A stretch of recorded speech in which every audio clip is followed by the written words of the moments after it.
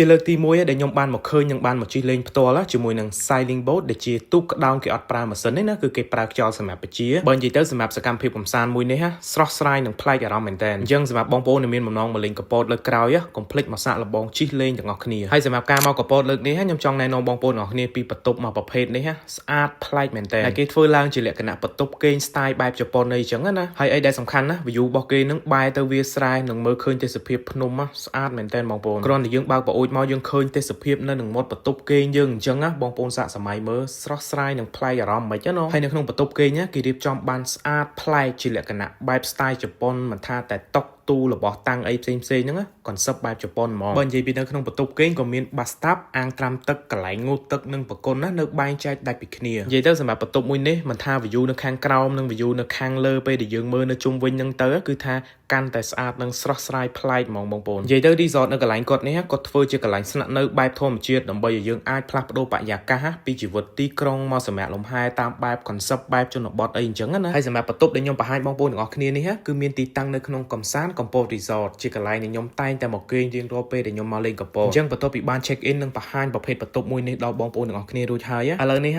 ដល់ម៉ោងដែលខ្ញុំនឹងនាំបងប្អូនទាំងអស់គ្នាទៅមើលការជិះ sailing boat លេងម្ដងហើយដើម្បីយើងអាចធ្វើការជិះ sailing boat មួយនេះបានណាគឺតម្រូវឲ្យបងប្អូនទាំងអស់គ្នាធ្វើការកក់ទុកជាមុននិយាយទៅគឺយើងត្រូវធ្វើការកក់ទាំងថ្ងៃទុកមុននិងកក់ទាំងម៉ោងទុកជាមុនដោយសារតែគាត់ត្រូវឆែកទៅលើពេលវេលាអាកាសធាតុនិងខ្យល់ជាមុនសិនថាតើថ្ងៃហ្នឹងយើងអាចលេងជាមួយនឹងសកម្មភាពនឹងបានអត់និយាយទៅមិនថាតែយើងជិះលេងធម្មតានិងការបរៀនឲ្យយើងអាចបើកទូកក្តោងនេះបានណាគឺ lead ដោយជនជាតិបរទេសម្នាក់ដែលគាត់មានបទពិសោធន៍យូរឆ្នាំហើយទៅលើសកម្មភាពកម្សាន្ត sailing boat មួយនេះនៅក្នុងខេត្តកំពតរបស់យើងខ្ញុំអាចនិយាយបានថានេះគឺជាលើកទី1របស់ខ្ញុំហើយដែលខ្ញុំបានមកជិះលេងផ្ទាល់ជាមួយនឹង sailing boat សំខាន់ណាទូកក្តោង sailing boat នេះគឺគេអត់មានប្រើម៉ាស៊ីនទេណាគឺគេប្រើដោយកម្លាំងខ្យល់ដើម្បីបញ្ជានិយាយទៅសប្បាយហើយនឹងប្លែកអារម្មណ៍ខ្លាំងមែនតើបងប្អូនអរគ្នាហើយសម្រាប់ការជិះ sailing boat មួយនេះគឺយើងអាចមើលឃើញទាំងទេសភាពនៅជុំវិញនឹងជាពិសេសនឹងគឺទេសភាពនៅតាមដងព្រែកហ្នឹងគឺថាស្អាតខ្លាំងមែនតើបងប្អូនអញ្ចឹងបើសិនជាបងប្អូនអរគ្នាចង់សាកល្បងក្នុងការជិះទូកក្តោង sailing boat មួយនេះបងប្អូនអាចធ្វើការទំនាក់ទំនងកក់តាមរយៈកំសាន្តកំពត resort បានបើនិយាយទៅនៅក្នុងកំសាន្ត resort មួយនេះមានសកម្មភាពកំសាន្តសម្បូរបែបច្រើនមែនតើហើយក៏មានទាំងភោជនីយដ្ឋានផ្ទាល់មួយនៅក្នុង resort ផងដែរអញ្ចឹងបងប្អូនទាំងអស់គ្នាអាចមកញ៉ាំអាហារនៅក្នុង resort កន្លែងដែលយើងគេងផ្ទាល់បានបើសិនជាយើងខ្ជិលចេញទៅក្រៅអីចឹងហើយបើនិយាយពីរសជាតិមុខម្ហូបមួយនៅកន្លែងរបស់គាត់នេះវិញណាខ្ញុំអាចនិយាយបានថាសុទ្ធតែឆ្ងាញ់ហើយខ្ញុំពិតជាណែនាំបងប្អូនទាំងអស់គ្នាបើសិនជាបានមកគេងនៅកន្លែងគាត់នេះហើយកុំភ្លេចសាកម្ហូបនៅកន្លែងរបស់គាត់ឲ្យបានមកពេលផងអញ្ចឹងបើសិនជាបងប្អូនចង់រកកន្លែងស្នាក់នៅស្អាតស្រស់ស្រាយបែបធម្មជាតិអញ្ចឹងនៅក្នុងខេត្តកំពតហើយចង់ជិះទូកក្តោង sailing boat មួយនេះលេងកម្សាន្តណាបងប្អូនអាចធ្វើការទំនាក់ទំនងមកកាន់